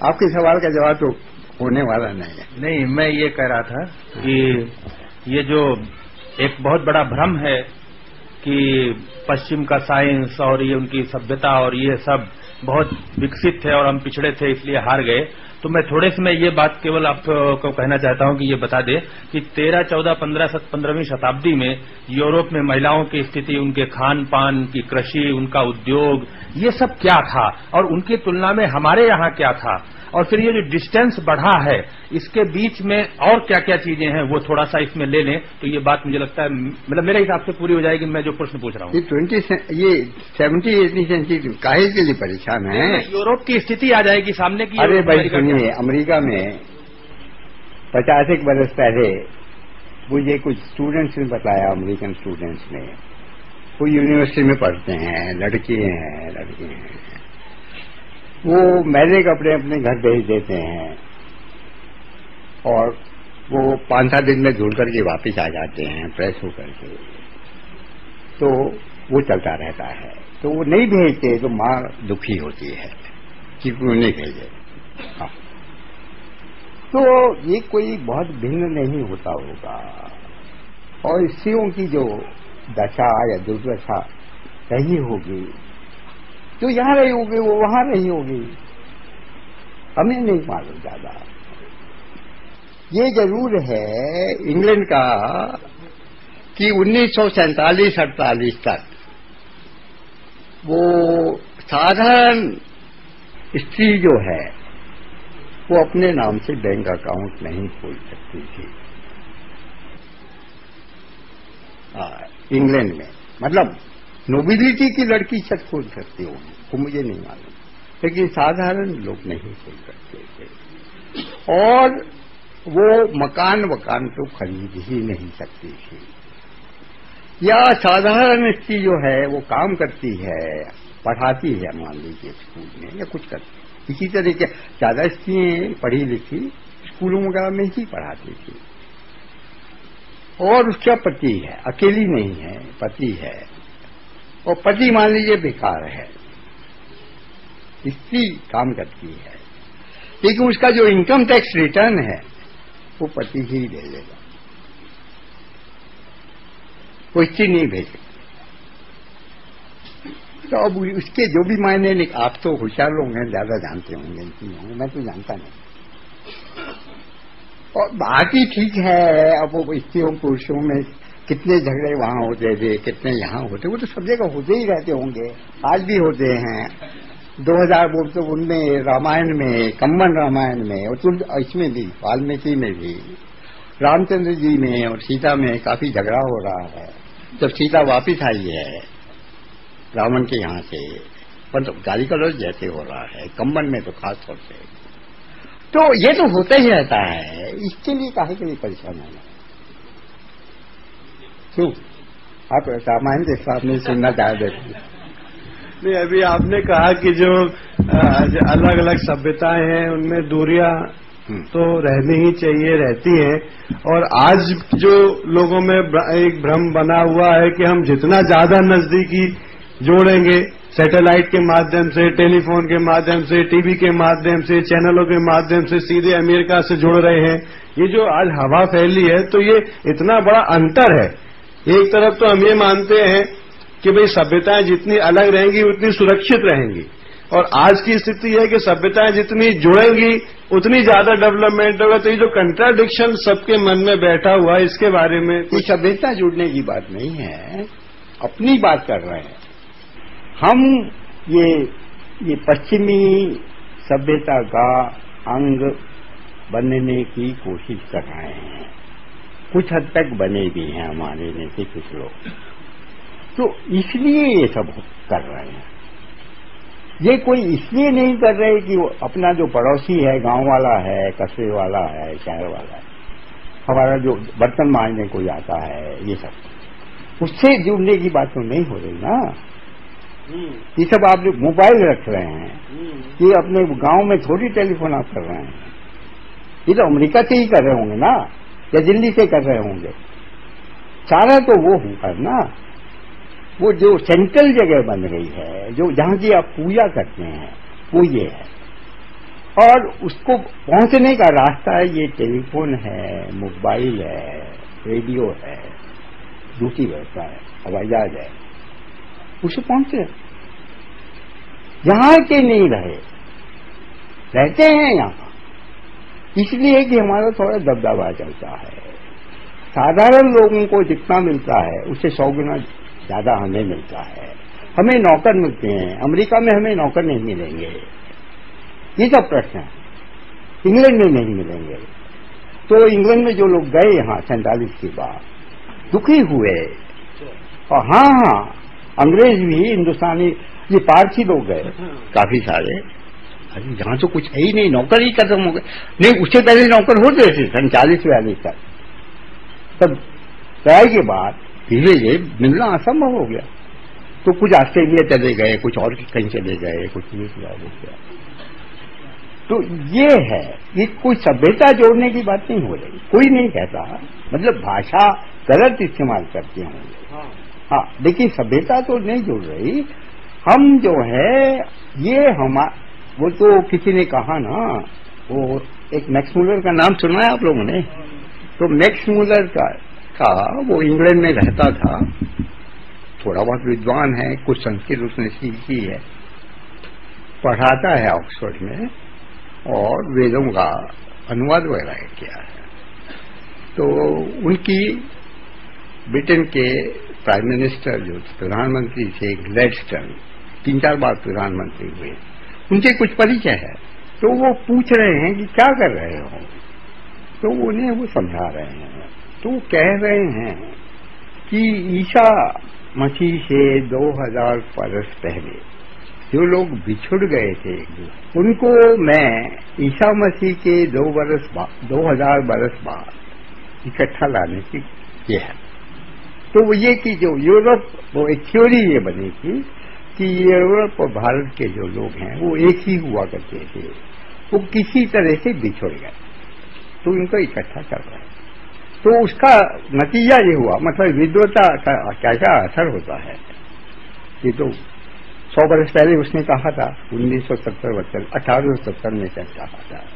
1942 में अमेरिका के राष्ट्रपति रूजवेल्ट जो हैं, जो बड़े राष्ट्रपति हैं, 4 राष्ट्रपति चुने गए, उनकी किसी अंग्रेज प्रतिनिधि से बात हो रही है अगस्त 42 में।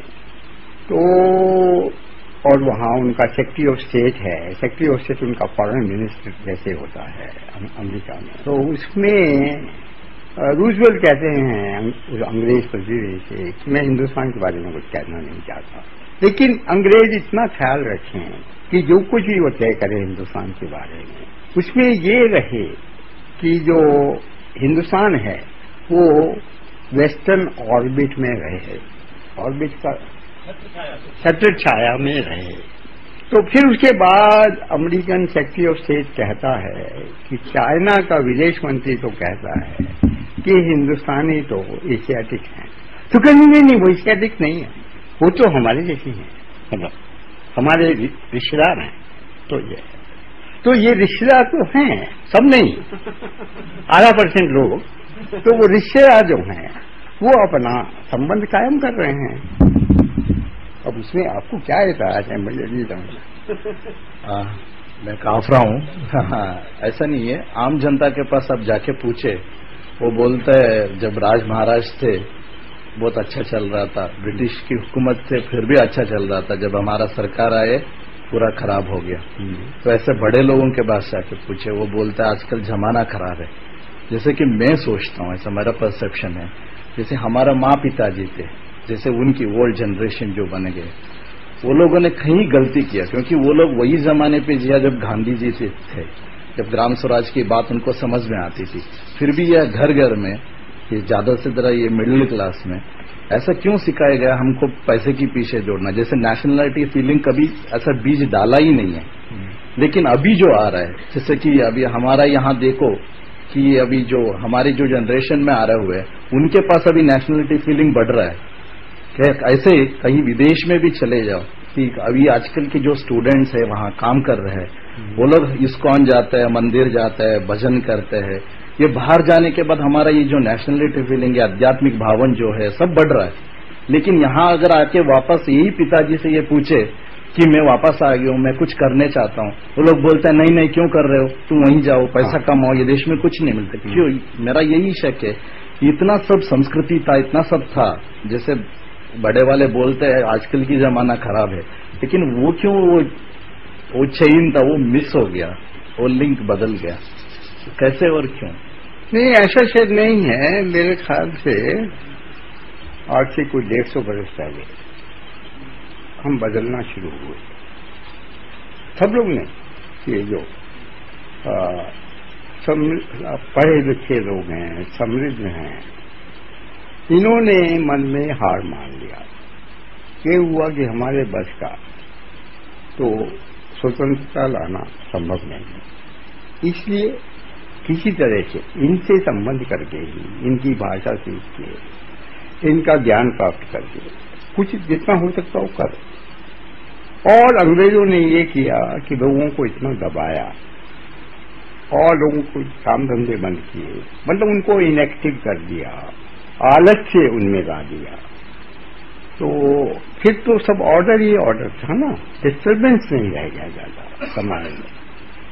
कभी थोड़ा डिस्टर्बेंस हुआ, जैसे 1857 में हुआ, जब बाद में एक बड़ा गाय के को लेकर के आंदोलन हुआ 1880 के करीब में, तो लेकिन विशेष नहीं हुआ। तो विशेष ये है कि ज्यादा लोग जो साधारण अच्छी तरह से रहते थे और कुछ अंग्रेजियत में पड़ गए थे, उन्हें तो वो समय अच्छा ही लगता था। और ये होता होगा, और ये बतलाया गया होगा, पहले तो लूटमार ही होती थी, डाकू बहुत होते थे, फलाना होता था, शिक्षा भी तो ये सब करती है ना, तो वो हुआ होगा। फिर महात्मा गांधी आ गए, या ये बंगाल का स्वदेशी आंदोलन हुआ, तो फिर उसके बाद गांधी जी आ गए, और गांधी ने गाने नहीं, खड़े हो जाओ, ये कर लो, कर लो। और कुछ खादीवादी की कुछ बात चली, वो चला भी, औरतियों की चली, और हमें कुछ लगने लगा कि हम तो, हमारे में तो प्राण वापिस आ गया है, अब तो खड़े हो जाएंगे, कुछ बन जाएगा। तो गांधी जी ने जो किया, मेरे ख्याल से वो जो टूटा फूटा था हमारे पास, जो औजार रह गए थे, उन्हें जोड़ जाड़ करके पट्टी वट्टी लगा दी, कुछ मरहम वरहम लगा दिया, खड़ा कर दिया, प्राण जैसे दिखने लगे। फिर वो गांधी जी चले गए और वो राज्य पलटा, तो उसमें ये सब गिर गया, मतलब वो लूला लंगड़ा जैसा था वैसा हो गया। नहीं, गलती नहीं हुआ, ये हमने कोशिश की कुछ करने की, और उस कोशिश को जारी रखते तो कुछ कहीं निकल जाते। क्योंकि ऐसा नहीं है कि हम जो कर रहे थे उसको दुनिया देख नहीं रही थी, देख भी रही थी, और उसे डर लगता था कि उसके जो अधिकारी लोग थे कि कहीं ये आगे ही ना निकल जाए, कहीं इनके लोग, इन्होंने जो मर्यादाएं दी हैं, स्टाइल दिया है, उसी से खुश ना हो जाए, और अगर इनके लोग खुश हो गए तो हमारे यहाँ भी उसका असर हो सकता है। तो ये महात्मा गांधी की तरह का जो बात है, ये तो समाप्त होनी चाहिए, पीछे नहीं बनने देंगे, क्योंकि ये वेस्टर्निज्म के लिए खतरनाक हो सकता है। गांधी जी वाला तरीका जो है ना, वो चल पड़ा, क्योंकि पता नहीं चलता। नहीं, लोग करोड़पति होते हैं ना, तो फिर सवेरे उठते हैं, कहते हैं अरे चलो क्या है, मैं तो सन्यासी हो रहा, कर ही देते हैं ना, पर ज्यादा नहीं होता, ज्यादा कभी भी नहीं होता होगा, पहले भी नहीं होता होगा, लेकिन होता है। तो कुछ कहा नहीं जा सकता इनकी, क्योंकि हिंदुस्तान के बारे में मानते हुए ऐसा अंग्रेज की कुछ पता नहीं है, नहीं, वो अपने बारे में भी यही मानते होंगे, कुछ पता नहीं है। अब वो मान दे, उसको चक्कर मार दे। मान लीजिए जो इराक में हुआ उनके यहाँ हो जाता तो हो सकता है ना, तो ऐसा तो कुछ नहीं है। मुझे लगा आपने जो कहा ना कि मानस समझना चाहिए, तो मैं ये समझती हूँ कि ये कहना चाहते हैं कि गांधी जी ने जो कहा था ना कि लोगों की पल्स गांधी जी समझ सकते थे, लोकमानस, तो ये एक मीनिंग है। और गांधी जी ने कहा कि मैं लोगों के मन में थे, वो मैंने निकाला। तो मुझे लगता है कि गांधी जी ये कहना चाहते हैं शायद कि लोग गांव के हैं, वो उसके पास वाचा नहीं है लेकिन शक्ति है, समझ शक्ति है। गांव के लोग ये जानते हैं कि ये भ्रष्टाचार चल रहा है, अराजकता चल रही है, जो हमारे नेता है वो ठीक नहीं है, ये प्रॉब्लम है, वो सब समझते तो है ही, उसके पास वाचा नहीं है। तो मैंने उसके पास से समझा कि ये प्रॉब्लम्स है, ये समझते ही है, और उसके पास उसके बनाए हुए रास्ते भी है, वो मैंने ठीक ठाक करके दिया। तो लोगों के मन को वाचा दी, शायद ये गांधी जी कहना चाहते थे। और तीसरा आपने मुझे भी मालूम क्या कहना चाहते थे कि आप सुशीला नैयर की एक किताब है, बाबू की कारावास कहानी, वो उन्होंने लिखी है। उसमें उनकी बातचीत है गांधी जी से। वो बातचीत में 4-6 सेंटेंसेज में ये कहा गया है, उसके अलावा और जगह भी कहा गया है। लेकिन ये किताब यहीं कहीं मिल जाएगी, आप बंग साहब से कहिए, किसी से कहिए, वो आपको तलाश कर देंगे। बंग साहब को पता भी होगा क्या कहा गया है, इन्होंने पढ़ा होगा, सब कुछ किया होगा। तो मैं तो उससे कोई अथॉरिटी नहीं हूँ महात्मा गांधी पे, मैं थोड़ा बहुत पढ़ा है उन्हें, उससे ज्यादा। मेरा ये प्रश्न ये कि गांधी जी ने उस वक्त जो जनमानस का अभ्यास किया, उस वक्त जब आजादी मिली, आज से पहले, तब तो लोग इतने जुड़े हुए तो नहीं थे, अलग अलग बिखरे, तब भी गांधी जी ने सब लोगों को इकट्ठा कैसे किया? लोग मानस तो उसने समझा, अभी तो हम इतने जुड़े हुए एक दूसरे से, फिर भी तो 2 फर्क मुझे जो दिखाई देते कि तब थोड़ा स्वार्थ कम था, निस्वार्थ लोग ज्यादा थे शायद। इस वक्त तो लोग अपना तो बहुत ही सोचते हैं, एक है। और वेस्टर्न इफेक्ट जो है, गांधी जी ने ये कहा था कि वेस्ट की इफेक्ट है, उसके इफेक्ट में तो आना ही नहीं, वरना तो हमारा सत्यानाश हो जाएगा। हुआ क्या कि इफेक्ट में आ ही गए और सत्यानाश हो भी गया। तो अभी क्या करना चाहिए? क्योंकि अभी तो लोग मानस में इतना परिवर्तन आ गया कि स्वार्थ बढ़ तो गया है, उस वक्त था उनसे तो ज्यादा ही है, लोग अपन का ही सोचते हैं। निकल जाइए उसमें से, तो मतलब जिसमें आ गए उसमें से निकला भी जा सकता है ना। ऐसा कुछ नहीं है कि एक ही तरफ का रास्ता है, बाहर निकलने का नहीं है। ये तो गलत फहमी है। ये तो कुछ वो है कि अभिमन्यु जो है, जो उसमें चक्रव्यूह में फंस गया, तो उसको रास्ता नहीं आ, लेकिन वो तो मूर्ख था, इसलिए नहीं निकल पाया। रास्ता तो था, उसे बतलाया नहीं गया था लोगों को। लेकिन कैसे एकत्रित किया जाए और इसमें जोड़ दिया? नहीं, लोग तो आप हिम्मत दिखलाएंगे, आप जैसे लोग, तो लोग तो खड़े हो जाएंगे। लोगों में हिम्मत है। आप लोगों को आपको डर लगता है अपने लोगों से, मुख्य प्रश्न ये है। हम तो अमेरिके के जूते साफ करने के लिए तैयार रहेंगे, लेकिन अपने लोगों के साथ तो हम सहकार नहीं करना चाहते, क्योंकि ये तो इन्हें तो हम आदमी नहीं मानते। और ये सबके लिए, मतलब मैं मेरे ख्याल से कोई भी यहाँ जो बैठे हैं उनमें वो सभी ऐसे हैं। हाँ, नहीं सचमुच में तो मुझे ये अब ये कहना नहीं चाहिए, बदतमीजी की बात कर रहा हूँ। और मैं नहीं, एक बात मैं कह देता हूँ यहाँ, मुझे ये बहुत दिनों से लगता है, और अभी से नहीं, वर्षों से, कि ये आश्रम तो गांधी जी के बने, ये सेवाग्राम, मतलब आश्रम वो नहीं कि जिसमें गांधी जी रहे, वो बात मैं नहीं कर रहा, ये मॉडल हो गया। और इसी तरह के 200-400 और आश्रम बन गए देश में। और ये महात्मा गांधी को एक परेशानी है जो वो कह रहे हैं, सन 36 में कह रहे हैं कि गांव के अंदर रहना तो मेरे लिए बड़ा मुश्किल है। गांव के किनारे पे तो रह सकता हूं, बीच में नहीं रह सकता। उन्हें उसकी आदत नहीं है, कोई कारण है, वो बतलाते नहीं है ज्यादा। तो ये जो आश्रम ये गांव से हटके बने हैं, 500 गज पे, 1000 गज पे, 200 गज पे, ये खराब मॉडल है। इसने हमें अलग कर दिया, और उसी से ये जो एन्क्लेव्स बन गए हैं, कॉलोनीज बन गई हैं शहरों में, पुराने शहर हैं, दिल्ली है, उसका चांदनी चौक है, उसके कटरे हैं, फलाना है, फिर वो हुआ कि तिमारपुर बन गया और फिर बाद में ये नए नए नगर बन गए और चाणक्यपुरी बन गया और फलाना हो गया। तो ये तो नहीं होगा, ये तो विदेशी सब है। हम भारत में विदेश कायम कर रहे हैं और हमें अच्छा लगता है और हमें ये स्वीकार करना चाहिए कि हमारी दशा ये है। हम जो इन सब चर्चाओं में हिस्सा लेते हैं या यूरोप घूमते हैं या अमेरिका घूमते हैं या व्यापार करते हैं या गांधी जी का प्रचार भी करते हों, लेकिन हम विदेशी हो गए हैं, इसमें तो हो रहा नहीं। और वो उसमें भूले हुई हैं, उन भूलों को दुरुस्त करना पड़ेगा। गलत रास्ते हमने पकड़े हैं और उसमें गांधीवादियों ने सोचा है नहीं सोचा है मुझे नहीं मालूम, और गांधीवादी तो बड़े लोग हैं, मैं तो मेरी हिम्मत नहीं है कि सब पूछने की उनसे। एक छोटी सी बात कि जैसे रविंद्र शर्मा जी ने बताया कि हिंदुस्तान में पहले समाज में व्यवस्थाएं कैसी थी कि 18 तरह के जो कारीगर होते थे गांव में, उनको सबको सुरक्षा और सम्मान मिल जाता था। तो व्यवस्थाएं बहुत अच्छी थी, समाज समृद्ध था। तो ये सवाल मैंने उनसे भी किया था, पूरा मैं समझ नहीं पाया कि कुछ तो ऐसी कमी रही होगी कि लोगों ने राजा को अपना अंश देके अपनी जिम्मेदारी से मुक्त हो गए, इसलिए अंग्रेजों की ईस्ट इंडिया कंपनी को, बाद में अंग्रेजों को राजाओं की फूट के कारण आने का, घुसने का मौका मिला, व्यवस्थाओं को तोड़ने का मौका मिला। तो ऐसी क्या कमजोरियां थी कि उनको समझेंगे तो ही शायद आपस ठीक कर पाएंगे, जब तक अपनी गलती मालूम नहीं चलेगी। तो वो धर्मांधता थी, ये भाग्यवाद था, ये कामचोरी आलस्य हिंदुस्तान में समाज में कब घुसा? ये अंग्रेजों की गुलामी के बाद घुसा या पहले से था?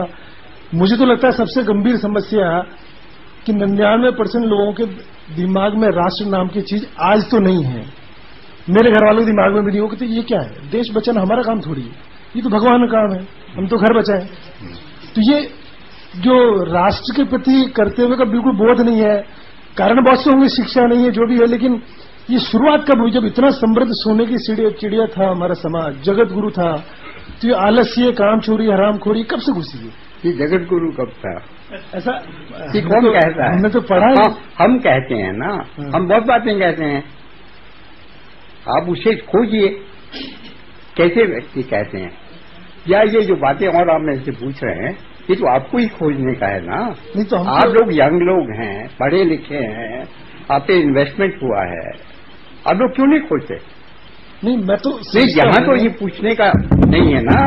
यहाँ विद्वान से विद्वान आदमी यहाँ बैठा लीजिए, वो तो जवाब नहीं दे पाएगा। अब बुला लीजिए किसी को भी, और प्रधानमंत्री को बुला लीजिए, बहुत विद्वान है वो, या जोशी को बुला लीजिए, वो ह्यूमन रिसोर्स डेवलपमेंट के मिनिस्टर हैं, फिजिसिस्ट हैं, कोई नहीं जवाब दे पाएगा। नहीं, ऐसा अभी तो मैं तो ये समझ पाया कि ये सबसे बड़ा कारण है कि इतना जबरदस्त बोलने के बाद भी राजीव भाई की बातों का असर इसलिए नहीं होता कि राजीव भाई की बात होने से क्या दुनिया थोड़ी हिल जाएगी? नहीं, हिलानी तो पड़ेगी ना। नहीं, लेकिन आप मनाइए 1000 राजीव भाई जैसे लोगों को, हो जाएगा। नहीं, पर ये इतना अंदर तो घुसा हुआ है दिमाग में। तो क्या घुसा हुआ है? धर्मांधता कि कौन सी धर्मांधता घुसी हुई है? जो भाग्य में लिखा वो मिलना ही है। नहीं, ऐसा कुछ नहीं है। उन्हें कुछ करने का मौका मिलता है तो करते भी हैं। ये तो एक्सप्लेनेशन है। कुछ नहीं होता तो एक्सप्लेन तो करना पड़ेगा ना। वो कैसे ये दुख के साथ जीवित नहीं रहा जाता, उसको एक्सप्लेन, उसको हटाया जाता है। तो हटाने के रास्ते हैं। आप उन्हें इतना तो मौका दीजिए कि भूल भुलैया में रह सके। जब तक आप कर नहीं पाएंगे, शक्ति नहीं होगी, तब तक नहीं करेंगे। नहीं, सुनिए, मतलब अभी मैंने कुछ पढ़ा था। महात्मा गांधी ने यहाँ नई तालीम शुरू की, आपने सुना होगा। तो नई तालीम की एक पहली मीटिंग हुई है और उसके बाद नई तालीम का वो एक संस्था बनी है 5-7 दिन बाद। और उसमें पहली मीटिंग जो हुई है उसमें महात्मा गांधी बोले हैं। उनके कुछ प्रश्न किए गए हैं, क्या करना है। तो वो कह रहे हैं कि नई तालीम जो है ये किसी उसके द्वारा उद्योग के द्वारा होगा, लेकिन वो उद्योग खेती नहीं होगा, खेती के द्वारा वो नहीं हो सकता। कारण उन्होंने बहुत नहीं दिए। उन्हें लगता है कि खेती में मुश्किल होने वाली है, वो शायद कानूनी कारण है, बहुत सारे कारण है। फिर वो बतलाते हैं तो खादी उन्हें एक उद्योग दिखता है, लोहार का काम भी दिखता है और काम दिखते हैं। और उसमें वो कहते हैं कि 7 वर्ष के बाद जो विद्यार्थी है वो इस काबिल हो जाना चाहिए कि वो 15 रुपए महीना कमा सके, 50 पैसे रोज।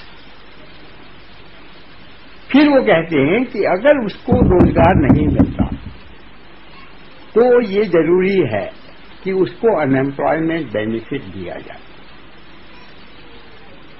अब ये बात जो महात्मा गांधी ने कही है, कहीं भी गांधी जी के ग्रंथों में नहीं आई है।